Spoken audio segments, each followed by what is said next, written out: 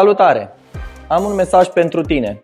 Dacă anul 2024 nu se termină așa cum ți-ai fi dorit să se termine, fie din punct de vedere financiar, fie din punct de vedere al timpului liber sau petrecut cu familia, sau pur și simplu ai fost blocat la un job care nu ți-a adus satisfacție și nici nu ai posibilitatea de a evolua, îți propun ca în anul 2025 să iei în calcul acest model de afacere, și anume aplicarea foliilor pe geamurile mașinilor.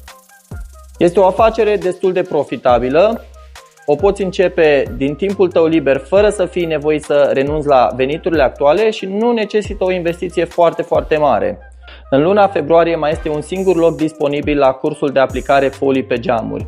Pe lângă partea tehnică de a învăța cum să aplici folii pe geamuri, o să ai parte de tot suportul din punct de vedere marketing, vânzări și grupuri de Facebook și WhatsApp unde vei avea susținere pe viitor pentru orice provocare, atât din punct de vedere tehnic cât și al business-ului.